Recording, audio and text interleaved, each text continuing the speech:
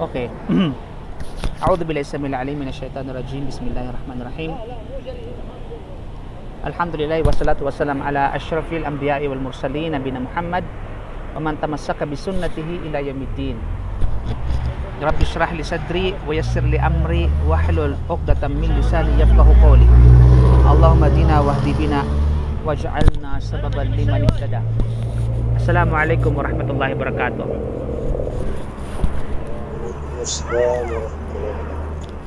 So alhamdulillah mga kapatid, sa pananampalatayang Islam ay ipagpapatuloy natin insyaAllah.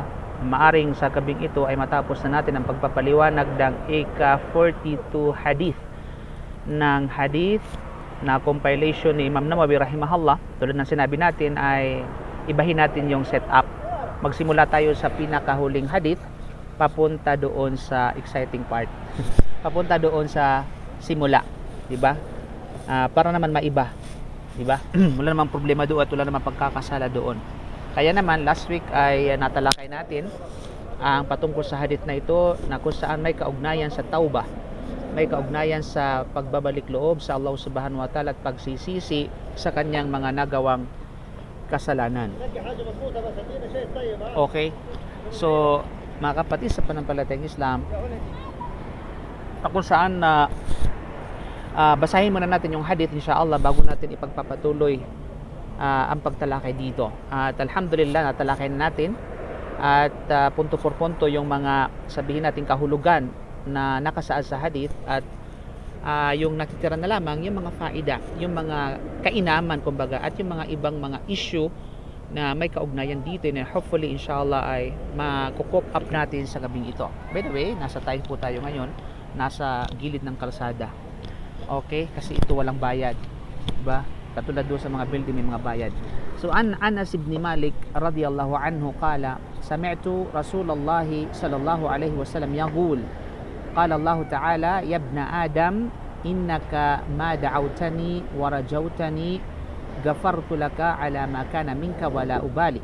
Ya ibna Adam law balagat dhunubuka anana as-sama'i thumma astaghfartani ghafartu lak. Ya ibna Adam innaka law ataitani biqurabil ard khataya thumma laqitani la tushriku bi shay'a la ataituka biqurabiha maghfirah. Rawahu at-Tirmidhi wa qala hadithun hasanun sahih. So ang tanong dito mga kapatid, kumusta na ang memory nyo sa hadith na ito? Ang tanong, may naglakas loob ba na simulan na sa uluhin yung hadith na ito o wala? Nga wala. Okay, saan si ano? Muntik na po. Muntik na ha? Muntik na, mashallah tabarakallah. Okay, si Raji, tafaddal. May ano kayo? Nagtaas po kayo ng kamay? Postad. So nasa ulo mo na yung hadith? Inshallah. Okay, try mo nga. Okay, sige nga. Wag magkudigs ha. Opo. Sige, bismillah. Hindi ko na pakialain mukha ko, Ustad. Oh, sige lang, okay lang. Unfair.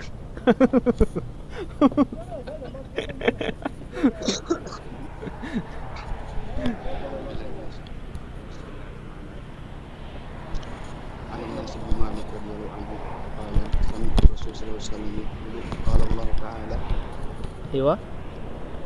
ya ibni Adam. Okay, ya. Da'awtani. Hindi ya ibni, yabni. Yabni. Aywa? Yabni Adam innaka da'awtani wa rajawtani ghafartu laka innaka ghafartu laka Aywa? ghafartu laka ana ma'a innaka ghafartu laka ala ma kana.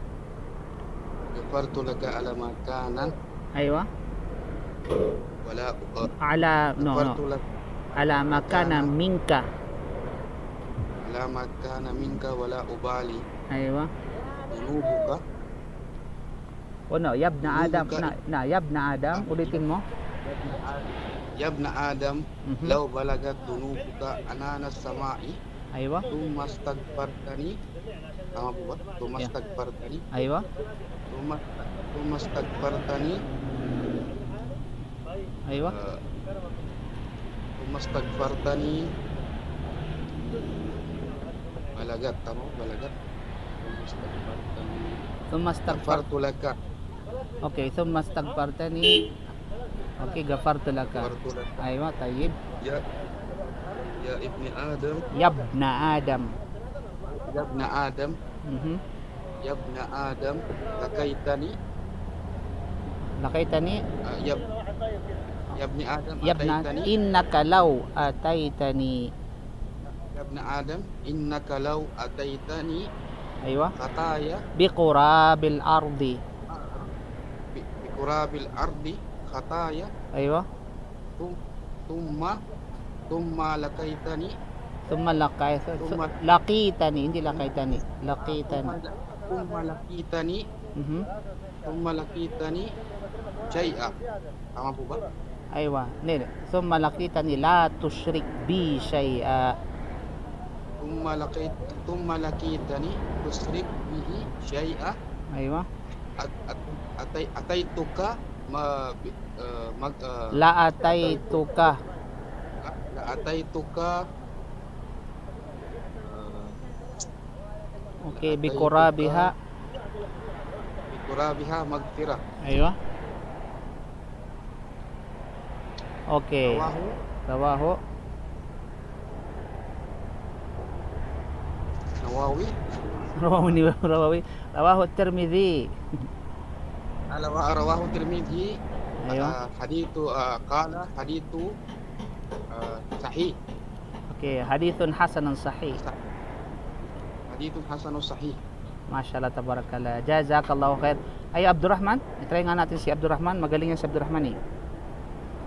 Subhanallah Ustad, ngayon ko lang po yung narinig yung hadith na yun. Ano ngayon mo lang narinig yung hadith na yan? Aywa? Hindi ko na-memorize Ustad. Aywa.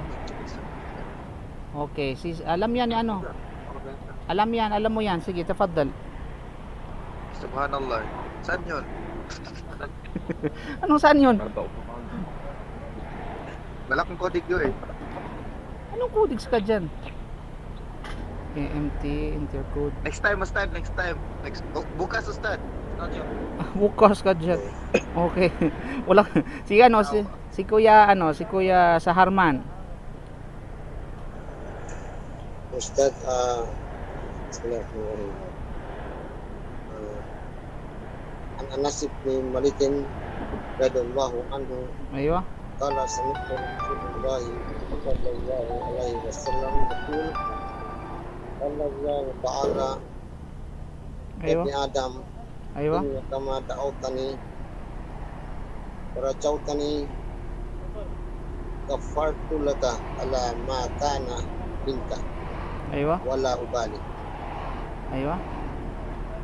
Ibni law balagat dunubuka ananas sami'i thumma Ananas sama'i. Ananas sama'i. mastagfartani gafartu laka. Aywa. Yabni Adam Mhm. innaka law tawtani bikurabil ard khataya thumma lakaitani Mhm. la tusyriku bihi syai'an la utaituka bikurabiha magfirah. Magfiratan. Mashallah, tabarakallah. Okay. Magfirah. Rawahu Tirmidzi. Rawahu Tirmidzi wa qala Wakala hadithun hasanun sahih. jazakumullahu khair. Okay? So sa mga sa mga tawag diyan, sa mga hindi pa sa uluhin niyo ha. Okay. Huwag nating isa-isahin ngayon kayo sapagkat baka malubat yung ating gear. Okay mga kapatid. So ngayon dadako tayo ngayon sa tinatawag na natitirang explanation ika nga na kung saan ito yung faida ng hadith. Ano ba yung mga maaring makuha natin ika nga mula sa tinatawag na hadith na ito mga kapatid sa pananampalatayang Islam. Okay, since na tapos na natin ang italakayan, alhamdulillah, yung mga pagpapaliwanag Then at the same time, yung mga sabihin natin ibang mga issue na may kinalaman dito. So ngayon dadako tayo ngayon sa mga tawag diyan, sa mga benefits kumbaga at saka ahkam, no? Mula sa hadith na ito na maaring makuha insyaallah subhanahu wa ta'ala. So ito yung mga kapakinabangan kumbaga ng sabihin natin ng hadith. So una mga kapatid, na pakinabang ng hadith na ito, ang karangalan ng mga anak ni Adan. Isa sa mga maaari nating makuha sa napakinabang sa hadith na ito, yung karangalan natin bilang tao, na kung saan ang panayam ng Allah ay nakatuon sa anak ni Adan. Anong ibig sabihin ng panayam? Yung khitab, sa Arabic term, ito yung tinatawag na khitab. Yung salita ng Allah subhanahu wa ta'ala nakatuon, naka-address, no, sa anak ni Adan. Ito ay mula sa salita niya na yabna Adam, di ba? Yabna Adam, o anak ni Adan. At tulad ng naipaliwanag po natin na ito po ay tumutukoy sa lahat ng anak ni Adan. Musliman o hindi Muslim, masama man o mabuti, lahat yan. So bilang tao kumbaga. So lahat ay nakatuon, ang statement na ito ay nakatuon sa lahat ng anak ni Propeta Adan, lahat ng lahi o angka ni Propeta Adan. Kaya ito ay nagpapatunay sa karangalan. Alam nyo ba mga kapatid sa pananampalatayang Islam, tayo lamang ang nilikha, bukod tanging nilikha ng Allah subhanahu wa ta'ala, na kung saan ay nilikha ng Allah sa pamamagitan ng kanyang kamay, kalwalhatian sa kanya. At ang ibang mga nilikha ng Allah subhanahu wa ta'ala ay nilikha sa pamamagitan ng salita ng Allah.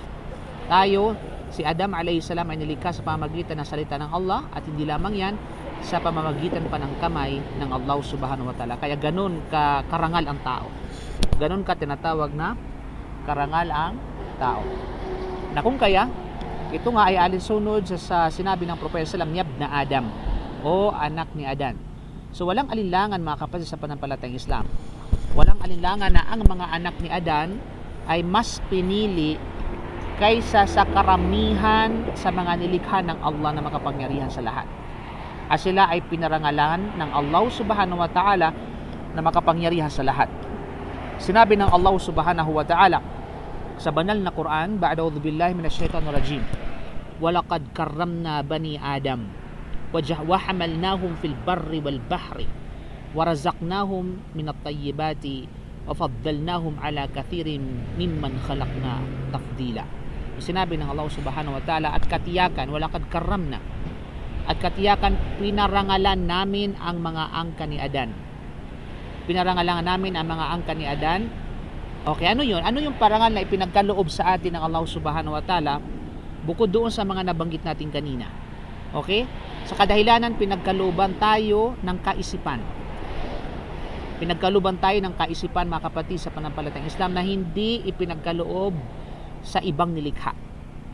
Hindi pinagkaloob sa tinatawag na ibang nilikha. So meron tayong free will na hindi katulad ng mga anghel, walang free will. Hindi katulad ng mga hayop na walang tinatawag na pag-iisip, walang sariling pag-iisip. 'Di ba? May utak pero walang sariling pag-iisip. You know? So pero minsan kapag hindi mo ginamit ang katinuan ng iyong kaisipan, mas masahol ka pa kaysa sa hayop. Mas matalino ka pa, mas matalino pa ang hayop kaysa sa iyo. Kapag hindi ginamit ang tao ang kanyang talino na ipinagkaloob sa kanya ng Allah sa pagsunod sa katotohanan at paghanap ng katotohanan. Dahil kapag ganun nga ay mas matindi pa ang tao kaysa sa tinatawag na hayop. You know? Kaya pinagkalooban tayo ng tinatawag na kaisipan at nagpadala kami ng mga sugo, walang duda. Diba? Nagpadala kami ng mga sugo, walang duda mga kapatid. Tandaan po natin na lahat ng mga sugo, no, ay galing sa tao. Galing sa tao. Lahat ng mga sugo at mga propeta ay galing sa tao. At yan yung kaul ng jumhurul ulama, na kung saan kahit pa yung mga sabihin natin, kahit pa yung mga jin ay ang pinadala sa kanila na bilang mensahero ay walang iba kundi ang tao na kagaya ni Propeta Muhammad sallallahu alaihi wasallam. Diba? Katulad ni Propeta Sulaiman, biro mo na control ni Propeta Sulaiman ang mga jin. Diba? Subhanallah mga kapatid. Na kung kaya ganun pinarangalan ng Allah subhanahu wa ta'ala ang tao. At pagkatapos, wahamalnahum fil barri wal bahr, at inilagay namin ang lahat ng bagay sa kalupaan na madali para sa kanilang kapakinabangan sinanhi namin na mapakinabangan nila ang mga gumagapang o gumagapang, no? O mga hayop sa kalupaan. At sa karagatan naman ay ang mga sasakyang dagat upang ito ay masakyan nila. O di na mo? Diba?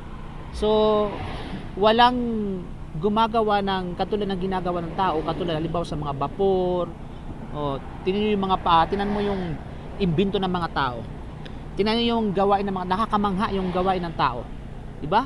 Yung papaano na imbento niya yung sabihin natin vapor. Tinan mo si Propeta Noah alayhis salam. Ang kauna-unahang gumawa ng vapor, ng Ark of Noah. 'Di ba? Tinan mo yung mga eroplano mga kapatid sa pananampalatayang Islam. Sino gumawa niyan? Tao. 'Di ba? At walang sino man ang kayang gumawa nito mula sa ibang mga nilikha. Tao lamang mga kapatid sa pananampalatayang Islam. So ganun ka kumbaga katalino ang tao pagdating sa makamundong bagay, pero nagiging bubo yung tao pagdating sa kanyang relihiyon, pagdating sa kanyang purpose in life, kung hindi niya ginagamit ito, kung siya ay ligaw mga kapatid. Kaya alhamdulillah mapalad tayo dahil mas matalino ang isang tao na totoo lang sa paningin ng Allah, yaong tao na nakakilala sa kanyang tagapaglikha. Aanhin mo yung graduate ka ng Oxford University o ano pa mang universidad, 'di ba? Prestigious university sa buong mundo. Subalit hindi mo naman kilala ang lumikha sa iyo. 'Di ba? Sila yung abang-aba, kumbaga. Sila yung hamak ng mga tao mga kapatid. Kaya ikaw, tayo mga Muslim, mas matalino ka pa kay yung nang imbento ng ilaw, nagdibento ng mga ganito o Albert Einstein, Galileo Galilei, 'di ba? O sino pa? Mas matalino kay Da Vinci ba yun? Da Vinci ba yung mga ganun? Iwan ko, basta mga scientist na yan. Mas matalino ikaw na Muslim na nagtatrabaho dyan sa buga, nagtatrabaho dyan sa lukma, dahil nakikilala mo ang iyong tagapaglikha. Diba? Kaya mapalad ka mga kapatid. At hindi sila dapat kainggitan. Yung mga tao na hindi nila nakikilala ang kanilang Panginoon at ang lumikha sa kanila, hindi sila ang dapat nakainggitan. Diba mga kapatid? So alhamdulillah, so ganun na pinarangalan ng Allah subhanahu wa ta'ala ang anak ni Adan. At gayon din, no? Halimbawa sa karagatan, nandyan yung mga pakinabang natin. Pinadali ng Allah subhanahu wa ta'ala sa atin. وَرَزَقْنَاهُمْ مِنَ الطَّيِّبَاتِ وَرَزَقْنَاهُمْ مِنَ الطَّيِّبَاتِ at ipinagkalooban namin sila ng mga mabubuting kabuhayan. Diba? Pagkain man ito o mga inumin. Diba? وَفَضَّلْنَاهُمْ عَلَى كَثِيرٍ mimman khalaqna tafdila. At mas pinili sila kaysa sa napakaraming nilikha ng Allah subhanahu wa ta'ala ng dakilang pagtatangi. Walang duda mga kapatid. So ganun pinarangalang ng Allah subhanahu wa ta'ala ang anak ni Adan. Ganun, kaya mapalad tayo. Kaya pasalamat tayo, nilikha tayo na tao at hindi tayo nilikha na ipis. Una, surot dyan, marami dyan sa accommodation ni Abdurrahman. Nagdala pa ng surot doon sa bahay. Okay? So, mas pinili, di ba? Mas pinili ka ng Allah bilang tao at hindi bilang isang surot o bilang isang ipis. Kasi kung ikaw ay nilikha ng Allah bilang isang surot, matagal ka ng pisat. Matagal ka ng tinatawag na sabihin natin durog. Okay? Ang iba ay sinusunog, kumbaga, ng ibang tao. Ang mga ipis, ang mga surot, ang numang katulad dito. Di ba? Ikaw ay nilikha ng Allah bilang tao. Kaya isa sa mga dapat mong pasalamatan dahil nilikha ka ng Allah mula sa mga tao. You know? Subalit yun nga, kinakailangan yung pasalamat na yun ay patutuhanan sa pamamagitan ng mga gawain. Upang sa ganun ay magtatamasa ka ng karangalang gantimpala sa kabilang buhay na walang iba kundi ang paraiso ng Allah subhanahu wa ta'ala. You know? So yan ang isa sa mga benefits ng hadith na ito mga kapatid sa pananampalatayang Islam. Pangalawang tinatawag na benefits ng hadith, ang salitang ibin, kaya yabna Adam, ya ibni Adam, kung isa-isahin natin, ang salitang ibin or anak o bunay, so mayroon tayong dalawang term, ibin, bunay, anak o parehong sa kahulugan sa atin, salita, anak. Okay? O anumang katulad nito kung ito ay ikinabit or idinugtong sa isang tribo o sa isang nasyon, ay napapabilang dito ang mga lalaki at babae. Ulitin ko po ha.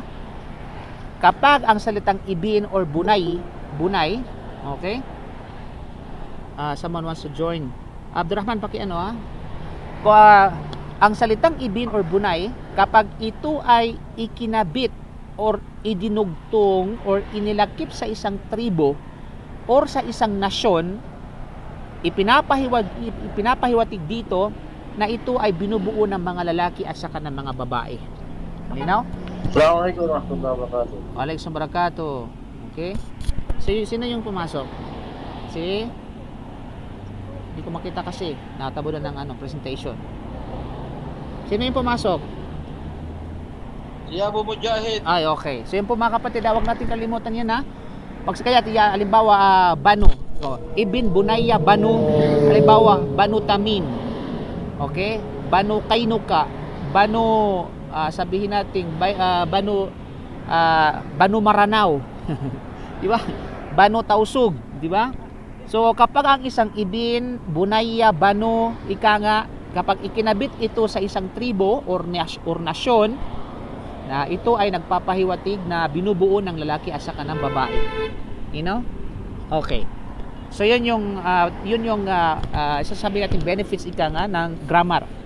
At kung ito naman ay idinugtong sa isang bagay na particular, kasi ang nasyon at saka tribo, pangkalahatan yun marami yan Pero kapag ito ay idinugtong yung Ibn Bunay sa isang particular na bagay, okay? Ito ay para sa mga lalaki lamang. Ibn Mubarak halimbawa, Ibn Abdullah. So lalaki lamang. So wag mong isingit dito Abdurrahman yung LGBTQ artist WXYZ. You know? Okay? So kapag ulitin natin kapag ang Bunay at saka Ibn idinugtong ito sa tinatawag na particular na bagay, ito ay tumutukoy sa lalaki lamang. Okay? So yun. At sa hadith na ito mga kapatid sa pananampalatayang Islam, 'di ba? Yabna Adam, 'di ba? Ito ay idinugtong sa buong nasyon kasi ang anak ni Adan Anak ni Adan. So ito ay tumutukoy sa nasyon na kung kaya ito ay nagpapahiwatig sa lalaki at saka sa babae. Diba na, Ibn Adam, ibig sabihin, Ustad, may mga pilosopo kasi, Ustad, Ibn, ibig sabihin, mga lalaki lang pala yung naka-address dyan. Ina-address lamang ito sa mga lalaki. No! Sapagkat yung Ibn Adam, yan po ay nasyon. Na kung kaya, lahat ito ng kasarian ay sumasaklaw dito. Isali mo na rin yung LGBTQ or STWXYZ. You know? So yung mga kapatid, kung saan sinabi niya, Yabna Adam, o anak ni Adan. Kaya naman, napapabilang dito ang mga lalaki at saka tinatawag na sabihin natin, babae. You know? So, nagets nyo ba yung explanation? Nagets hindi? Gets na gets. Okay, good. Then, of course, mga kapatid, so merong tinatawag na sabihin natin, meron akong lecture. Merong kaugnay na issue dito mga kapatid sa pananampalatayang Islam. At of course, at sangay sa isyong ito mga kapatid, kung may halimbawa, kung mayroong nagsabi ang bahay na ito ay waqf. Alam natin ang waqf, ibig sabihin ay kaloob, kumbaga, endowment para sa Bani Saleh, para sa tinatawag na Bani Saleh, ang mga anak na lalaki ni Saleh. Walang duda at si Saleh ay isang tao lamang, hindi siya tribo. Kaya ibig sabihin, particular lapang naangalan ng tao yung Saleh. Kaya naman ito ay kinabibilangan ng mga lalaki lamang.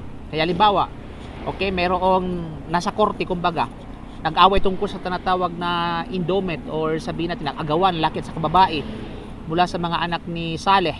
Okay, o ano pa man katribo niya.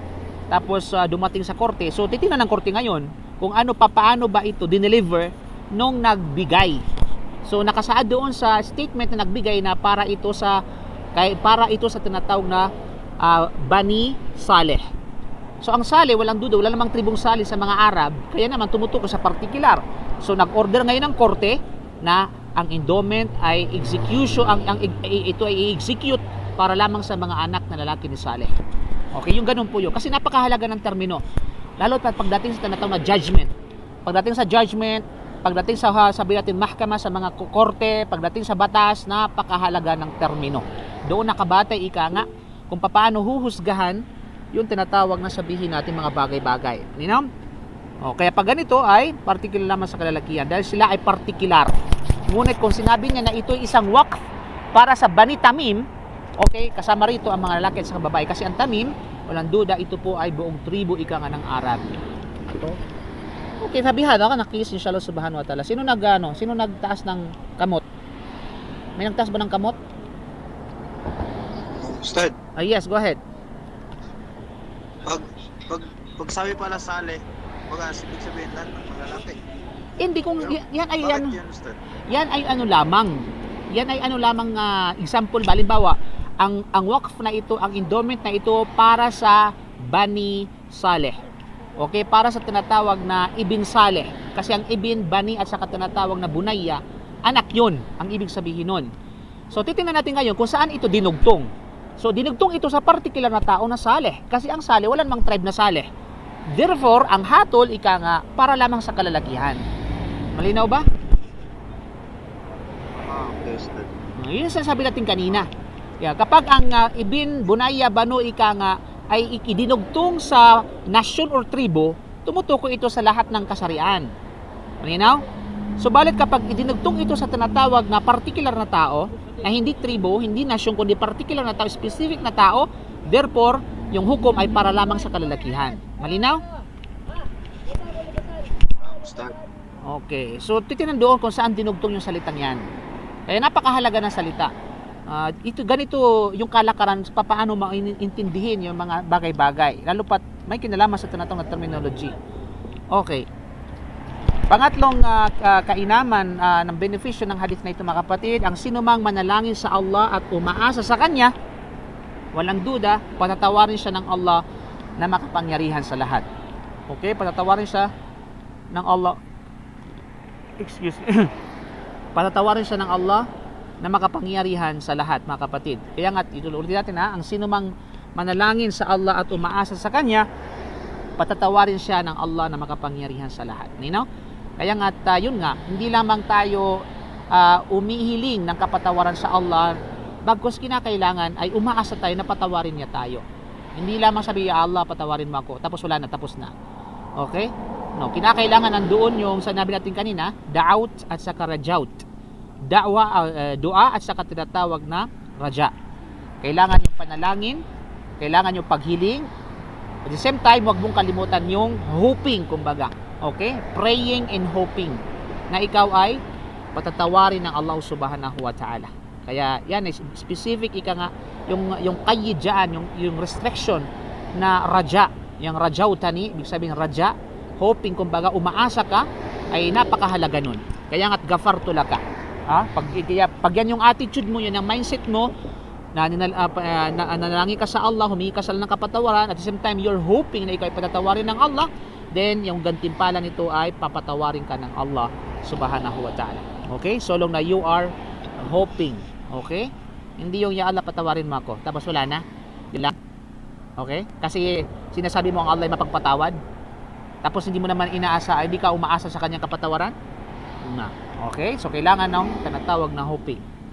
Then pangatlo, mga kapatid, sa pang-apat na faida ng hadith na ito, kinakailangan nakasama sa dua o panalangin ay ang tinatawag na raja, umaasa patungkol sa walang malay, patungkol sa mga tinatawag na walang malay na puso. Ibig sabihin inattentive na puso. You know? Kunyari ba, walang pakialam na puso ba? Kung saan naliligalig na puso na nagbabanggit ng mga pagsusumamo dahil lamang sa ito ay kanya nang nakagawian. Dahil lamang sa, sabihin natin, no? Nakagawian na yung pagduo-duan niya.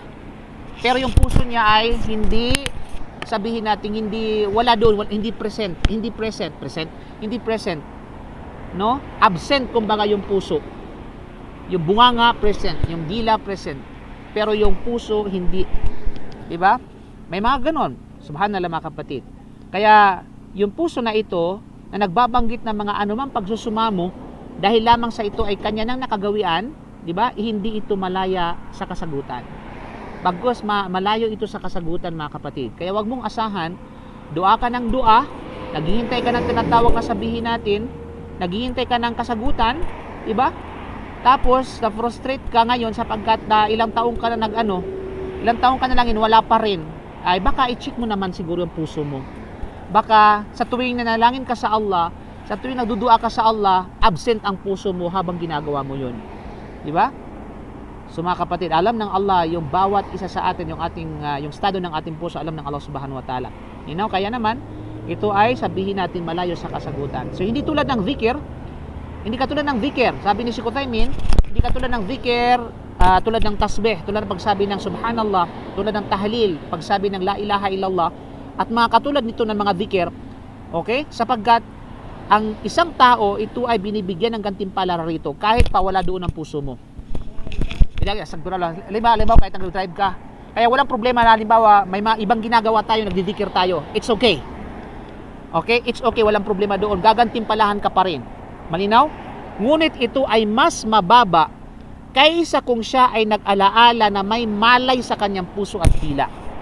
Yung gantimpala na makukuha mo doon sa pagdidikir mo, habang hindi na ka nakakonsentrate doon kasi may ibang bagay, at least nagdidikir ka. Pero hindi sa ibang bagay ka nakakonsentrate. Pero yung dila mo busy rin sa pagdidikir, it's okay kaysa wala hindi ka nagdidikir.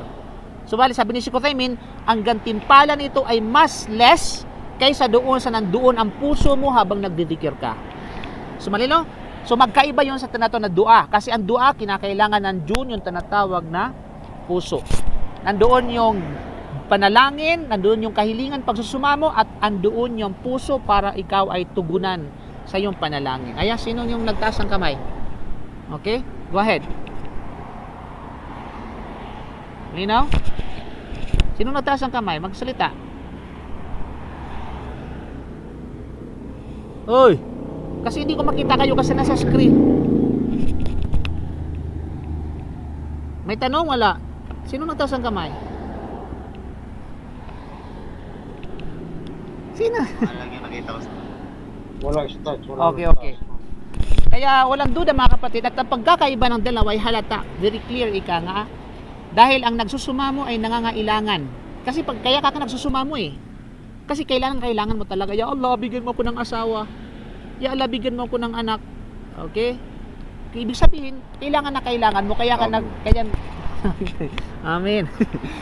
Kaya ka nagdudua, di ba? Okay. Kaya dapat niyang pukawin ika nga sa kanyang puso ang kanyang kailangan. Heartedly, kumbaga, heartedly. Okay? At siya ay naghihikaho sa Allah Subhanahu wa Ta'ala. Walang duda mga kapatid. Whereas yung magdidikir ka, nagdidikir ka ganito, kahit halimbawa dito, kahit saan nakatingin yung kamay mo, pwede ka magdidikir sa alhamdulillah. Gagantimpalahan ka rin doon. Hindi pa rin pagkakaisa ng Allah Subhanahu wa Ta'ala. So magkaiba ang estado ng dikir sa tinatawag na dua. Okay? Kaya magkaiba din ito yung sabihin natin, yung hatol dito pagdating sa tinatawag na execution, ika nga, at gantimpala. You know? At kasagutan at katugunan. You know? So yun yung bagay may kinalaman dito mga kapatid. Then sumunod na panglima na benefits ng hadith na ito, pagpapatunay sa sifatun nafi. Ano ang sifatun nafi? Ito yung mga katangiang pagtanggi at pagkaila na tinatawag ng mga scholar natin na sifatus salbiya. Sifatus salbiya, mga negatibong katangian. Ibig sabihin, yung sifatus salbiya sa kasi or sifatun nafi, ito ay napatunayan kumbaga bilang katangian ng Allah Subhanahu wa Ta'ala. Ops, ano ba? Ha? Ganun ba lang? Paano mangyari yun, Ustaz? Negatibong katangian na katangian ng Allah? Paano ganito yan? Makinig ka na mabuti. Huwag ka masyadong okay? Hindi mo maintindihan yan kapag maaga kang nag-react. Mayroon nag-react ba? Wala naman nag-react eh. Okay, na mga kapatid sa pananampalatayang Islam. Dahil bakit? Ano yung patunay sa hadith na ito na pinatutunayan na kabilang sa katangian ng Allah ay walang iba kundi sifatus salbiya o sifatun nafi, mga katangiang pagtanggi at pagkaila. Kaya negatibong katangian kasi tinatanggi niya kumbaga at ikinaila yung katangian niyang ito. Okay, saan mapapatunayan? Sa tinatawag na sa tinatawag na wala ubali. Okay, wala ubali. Mapansin niyo yung tinatawag na wala ubali. O yan ang dalil mga kapatid. Wala ubali. Okay, at hindi ito alintana sa akin. 'Di ba?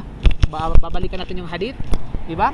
Hangga't ikaw ay humiling sa akin, warajautani, at ikaw ay umaasa na ikaw ay umaasa sa akin, gafartu laka, papatawarin kita, wala ubali.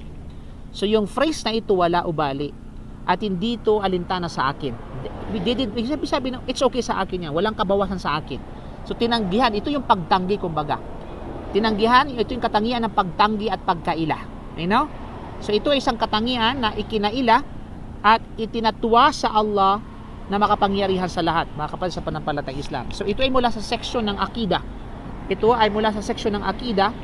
Ito ay marami sa Quran. Marami sa Quran po yan na sinabi ng Allah subhanahu wa ta'ala bilang patunay, la ta'khuduhu sinatu wala naum. La ta'khuduhu sinatu wala naum. Okay? Nang ibig sabihin, mapapasin, la. So meron daang la an-nafi. La. Diba? Ang ibig sabihin, hindi siya maaaring antukin at hindi rin siya maaaring matulog. So tinanggihan ng Allah. Tinanggihan ng Allah. Ano yung katangian na tinanggihan dito? Yung pagkaantok at saka yung pagkatulog.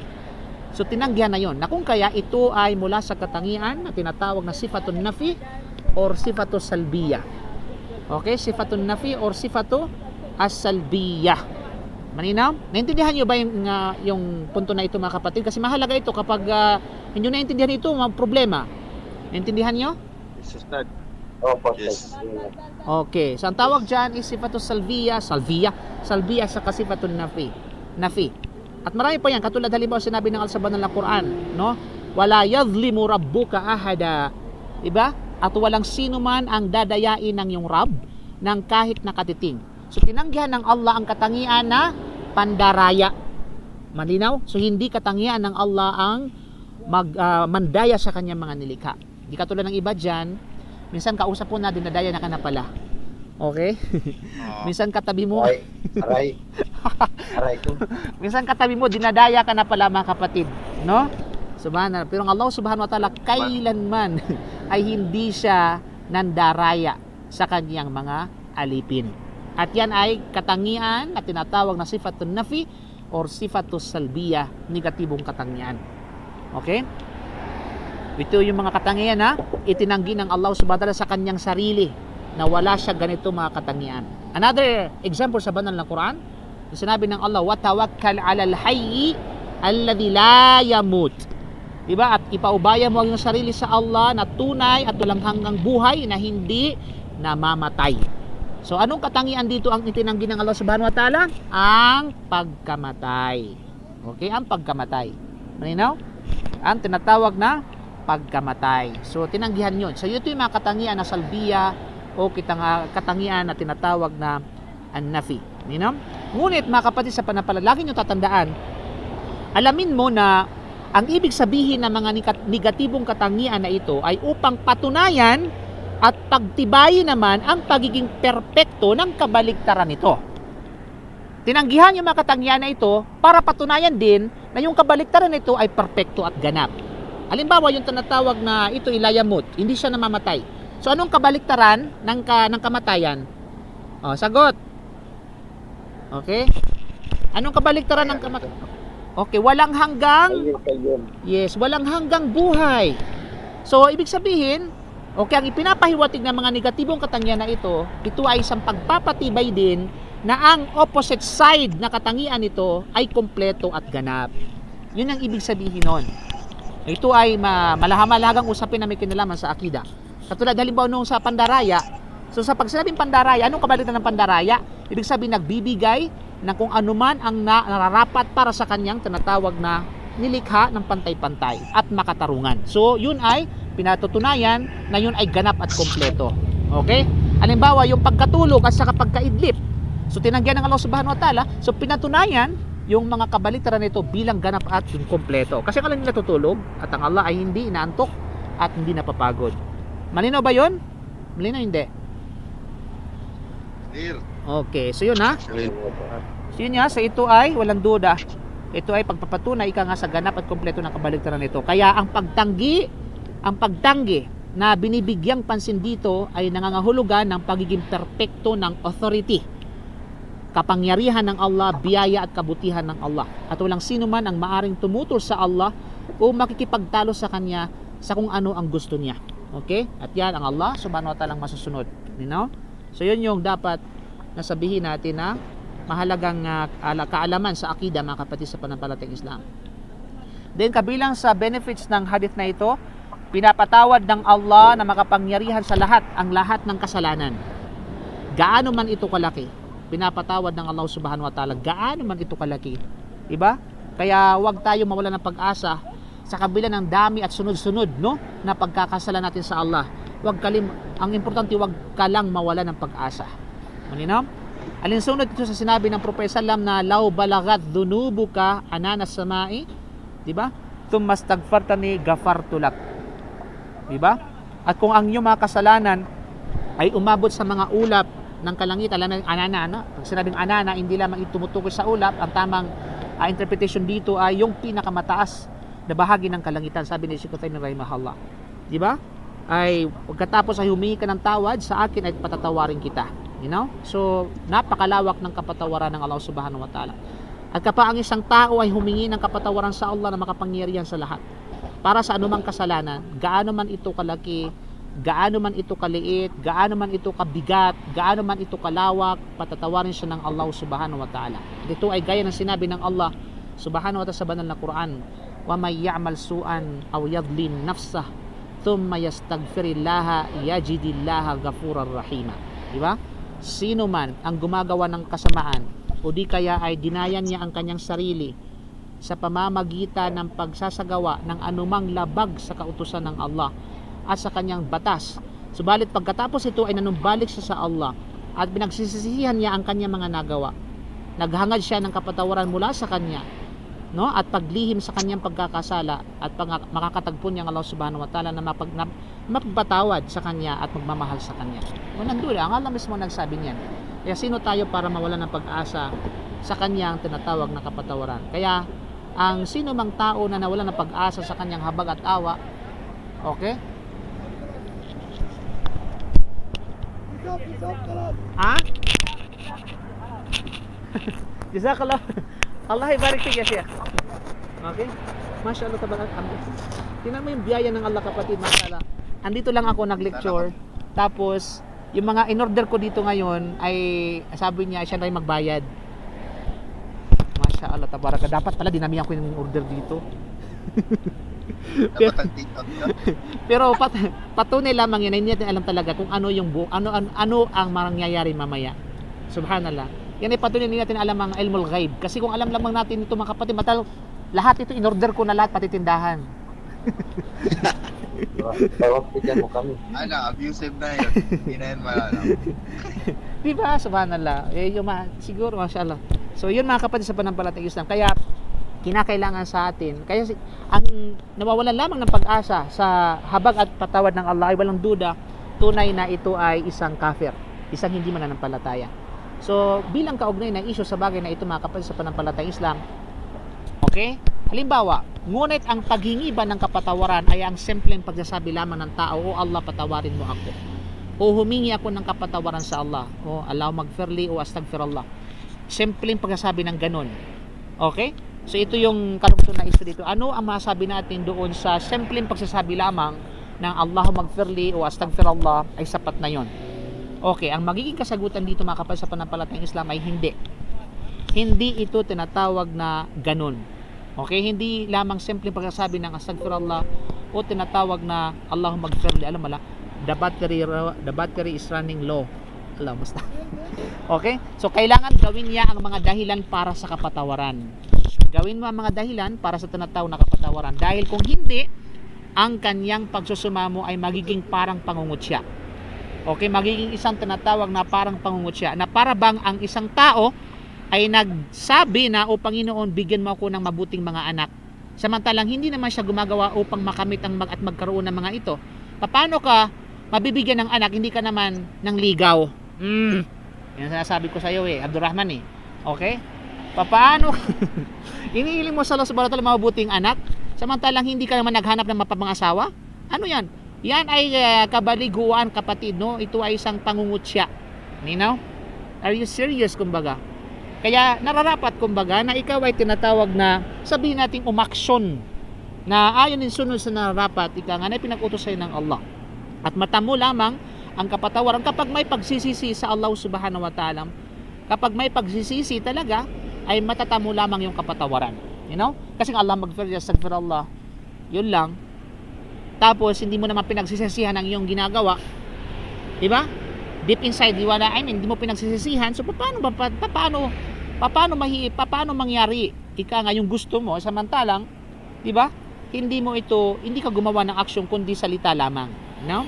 So katulad yan ng katulad yan ng pagmamahal yan, di ba? Kung sinasabi mo sa tunato na I love you, pero hindi mo naman pinapakita yung sinasabi mong I love you, mahirap kang paniwalaan. Tama, mali? Okay. Tama po, Ustad. Tama, wow. Tama kayo, ah. Wow. Kaya naman. Wala sa opinion, Ustad. Okay. Kaya naman. Para kay Abdurrahman.